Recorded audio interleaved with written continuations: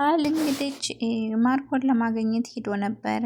እንደዚህ ዘርሮታል ማለት ነው። ሱሬ እንግዲህ ጽዮንን እውነቱን ልነግራት ነው ብሎ እንግዲህ አንዴ ላናግርሽ እፈልጋለሁ፣ እባክሽ ልትሰሚኝ ይገባል ብሎ እንግዲህ ሁሉንም እውነት ማወቅ አለባት፣ ከዚህ በላይ መሰቃየት የለባትም ብሎ እንግዲህ ወስኗል ማለት ነው። አቤል እንግዲህ ማመን አቅቶታል። እንግዲህ ሱሬ ጽዮን እንደደፈራትና በፍጹም ገምቶት የማያውቀው አስቦት እንኳን የማያውቀው ነገር ገጥሟት በጣም ነው የደነገጠው ማለት ነው። እንግዲህ ማርኮ እንግዲህ ሀኒ ጋር ደውሎ ወንድምሽ እንግዲህ አማቴ ትንሽ እንጠጥ እያለ ትንሽ ቆንጠጥ አድርጌዋለሁ እና ወድቆልሻል፣ እዛ ቦታ ሄደሽ ማየት ትችያለሽ፣ ሌላ ቦታ ሄጂ፣ የሆነ ቦታ ሄጂ፣ ቴክስት አድርግልሻለሁ ቦታውን ብሎ እንግዲህ ብሏት ነበርና ስትሄድ እንግዲህ ቃል እንግዲህ በሚያሳዝን ሁኔታ እንግዲህ ዘርሮታል ማለት ነው። አንስሮት ሁሉ ወድቋል ማለት ነው።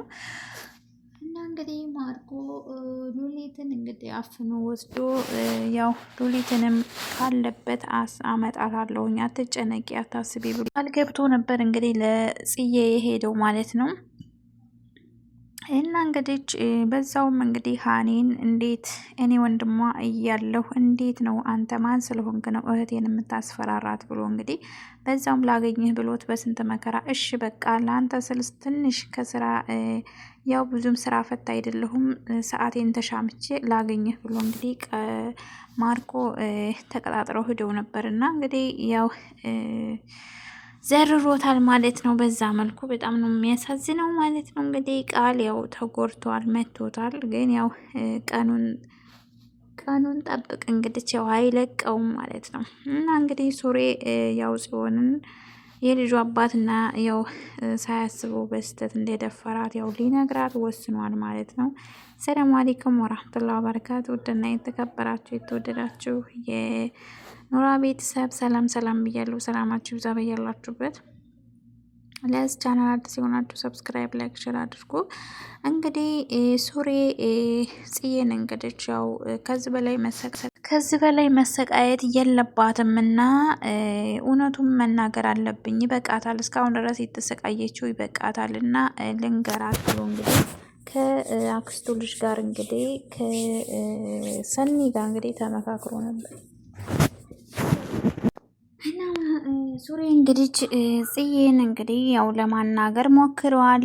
ታሁን በኋላ መሰቃየት የለባትም እንግዲህ እውነቱን ማወቅ አለባት ብሎ እንግዲህ እሷ ይሁዬ እንግዲህ አቤል አንቺ ትሻይኛለሽ፣ አንቺ ሰውን ስለምትረጂ አንቺ ትሻይኛለሽ እና የፂን አይን እንዴት ብዬ እንደማየው አላቅም እና እባክሽ እንዴት ተጸጸትኩ ንገሪልኝ እና ተጸጽቻለሁኝ እና ንገሪልኝ እንዴት ብዬ አይኗን እንደማየው አላቅም፣ እውነት እንዴት ተደፈረች አረጋግጫለሁኝ። እስከ ዛሬ ድረስ ውሸቷን አውቃ እኔን ለመበቀል እና ከኔ ለመሸሽ እየሞከረች ወይም ደግሞ ቃል መስሎኝ ነበር ፍቅረኛዋና ለዛ ነበር ልበቅላት ያገትኳትም እኔ ነኝ። ደግሞ ከዛም በላይ ገና ያው እበቀላታለሁ ብዬ እያሰብኩ ነበርና ያለ ምንም ስራዋ ነው ይህን ሁሉ በደልና ስቃይ ያደረስኩባት። ለካ እውነቷን ነው።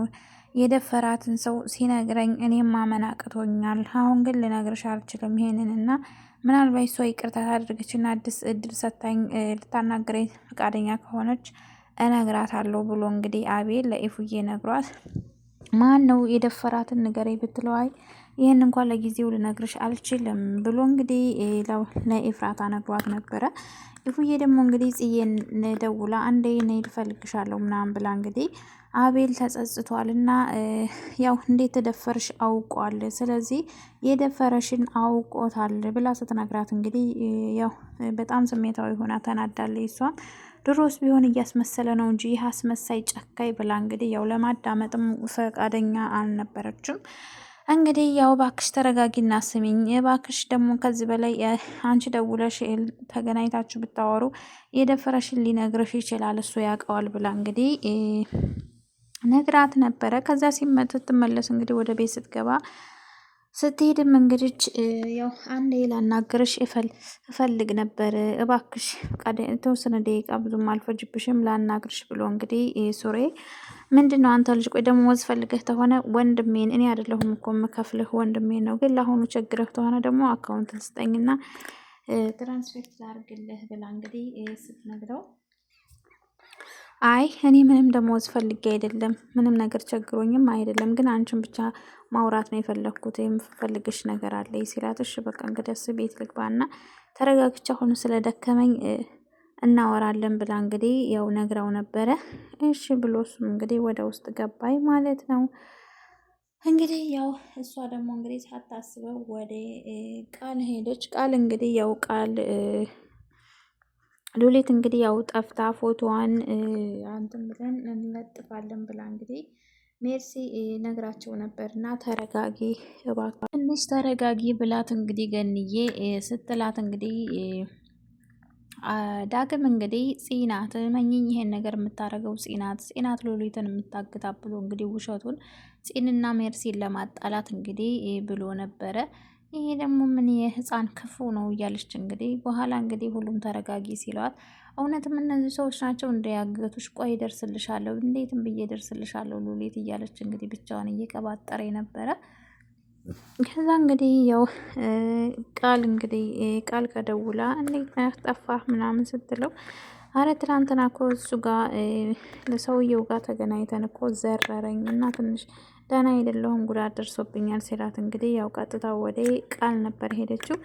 እዛ ስትሄድ ደግሞ እንግዲህ ያቺ ተንከሴት ሰራተኛ እንግዲህ አሁን ልመጣ ነው ማለት ነው እዚህ እያለች እንግዲህ ስታጉረመረም እንግዳ ሊመጣ ነው እና ምግብ ቆንጆ ለየት ያለ ምግብ ስሪ ሲላት እንግዲህ ማን ነው እንግዳው? ጽናት እንግዳይቱ እሷ እንግዳ ናት እንዴ ሁሌ ስትመጣ የለም እያለ ጭራሽ መገለማመጥ እንግዲህ ጀምራለች ማለት ነው። እዛ ቤት እንድትመጣባት አትፈልግም። ይሄን ደግሞ ቃል አያውቅም እስካሁን ድረስ። ቃል እንግዲህ ያው እንደምትወደው አያውቅም። የምታውቀው ሀኒ ነበረች። ሀኒ እንግዲህ ያው አርፈሽ ተቀመጪ ክብርሽን ይዘሽ እሱ የሚወዳት ሴት አለች ምንም እርጉዝ ብትሆንም እሱ ግን በጣም ይወዳታል ያፈቅራታል እና አሁን ሊነግራት ነው ነግሯታል።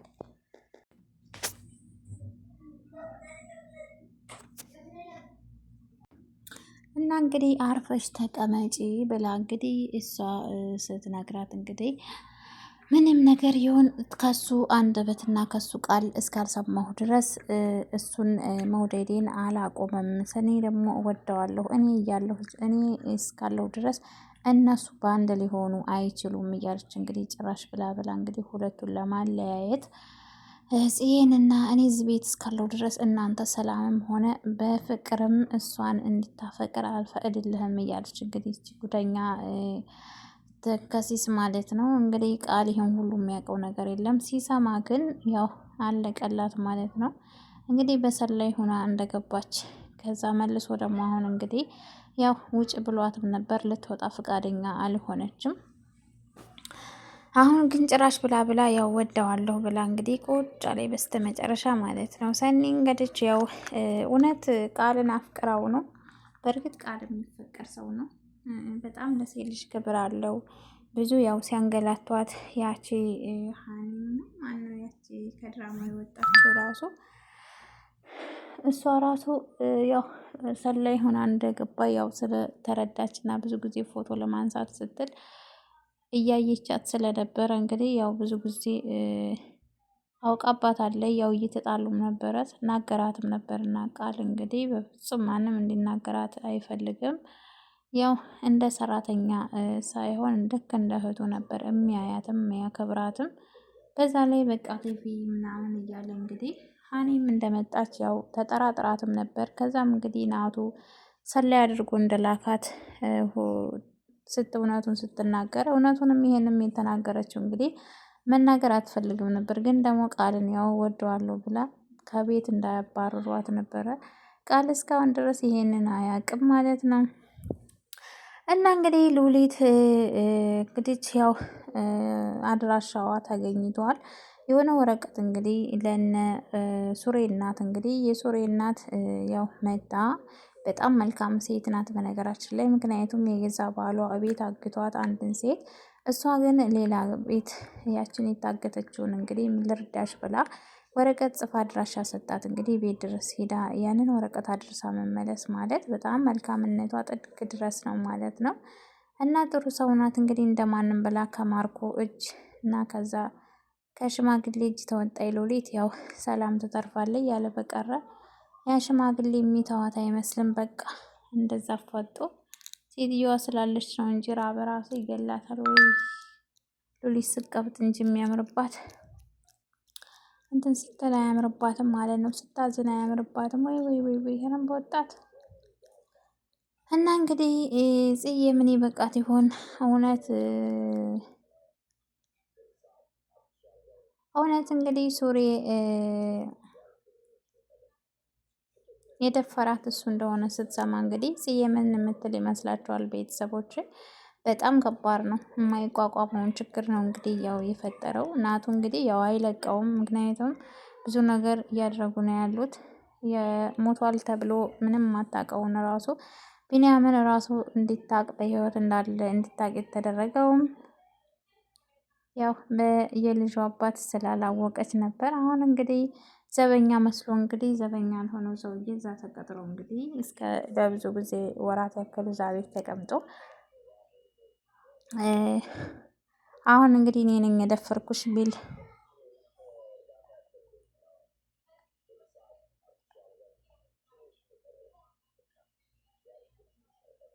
እና እንግዲህ ማን ያምነዋል ማለት ነው ቤተሰብ።